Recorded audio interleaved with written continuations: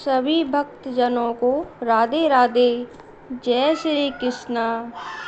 हर हर महादेव। बोलो पार्वती मैया की जय, शिव शंकर भगवान की जय। सोमवार व्रत कथा। तो आज हम आपको सुनाने जा रहे हैं सोमवार की व्रत के कथा के बारे में।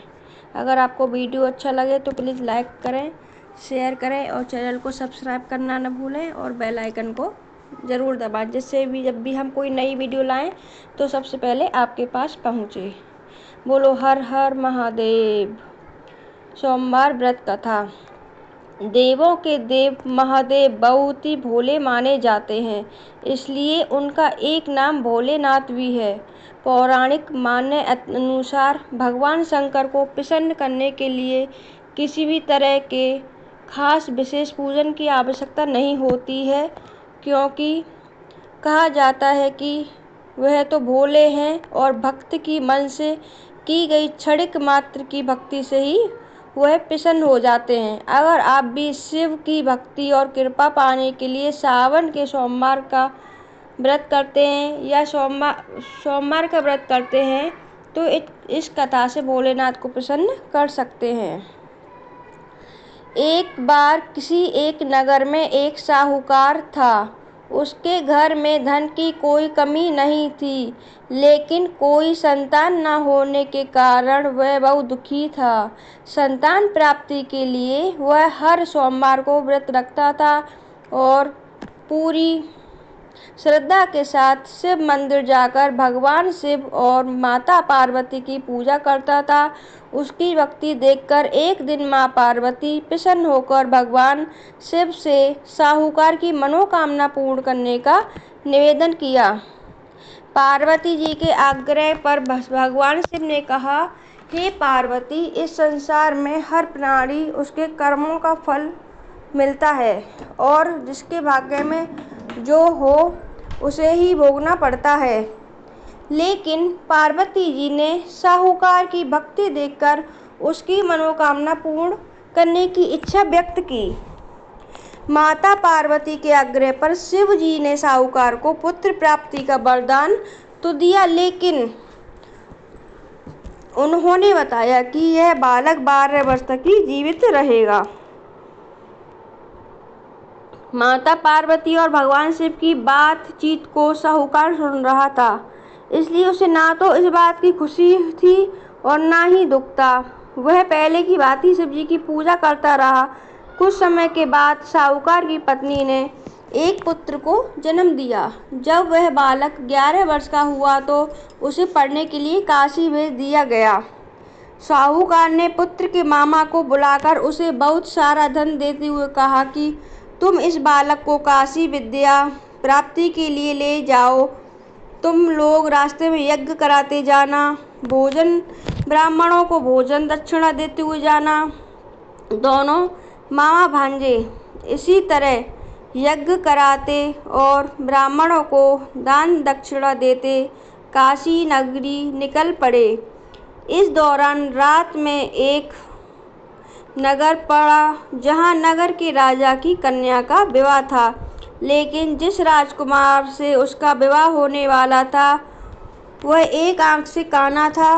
राजकुमार के पिता ने अपने पुत्र के काना होने की बात को छुपाने के लिए सोचा, क्यों न उसने साहूकार के पुत्र को दूल्हा बनाकर राजकुमारी से विवाह करा दूं। विवाह के बाद इसको धन देकर विदा कर दूंगा और राजकुमारी को अपने नगर ले जाऊंगा। लड़के को दूल्हे के वस्त्र पहनाकर राजकुमारी से विवाह करा दिया। साहूकार का पुत्र ईमान था, उसे यह बात सही नहीं लगी, इसलिए उसने अवसर पाकर राजकुमारी के दुपट्टे पर लिखा कि तुम्हारा विवाह तो मेरे साथ हुआ है, लेकिन जिस राजकुमार के साथ संग तुम्हें भेजा जाएगा वह एक आंख से काना है। मैं तो काशी पढ़ने जा रहा हूँ। जब राजकुमारी ने चुन्नी पर लिखी बातें पढ़ी तो उसने अपने माता पिता को यह बात बताई। राजा ने अपनी पुत्री को विदा नहीं किया, फिर बारात वापस चली गई। दूसरी ओर साहूकार का लड़का और उसका मामा काशी पहुंच गए और वहां जाकर उन्होंने यज्ञ किया। जिस दिन लड़का 12 साल का हुआ उस दिन भी यज्ञ का आयोजन था। लड़के ने अपने मामा से कहा कि मेरी तबीयत कुछ ठीक नहीं है। मामा ने कहा कि तुम अंदर जाकर सो जाओ, आराम कर लो। शिवजी के वरदान अनुसार कुछ ही देर में उस बालक के प्राण निकल गए। मृत भांजे को देख उसके मामा ने विलाप करना शुरू किया। संयोगवश उसी समय शिवजी और माता पार्वती उधर से जा रहे थे। पार्वती माता ने भोलेनाथ से कहा, स्वामी, मुझे इसके रोने के स्वर सहन नहीं हो रहा। आप इस व्यक्ति के कष्ट को अवश्य दूर करें। जब शिवजी मृत बालक के समीप गए तो वह बोले कि यह उसी साहूकार का पुत्र है जिसे मैंने 12 वर्ष की आयु का वरदान दिया था। अब उसकी आयु पूरी हो चुकी है।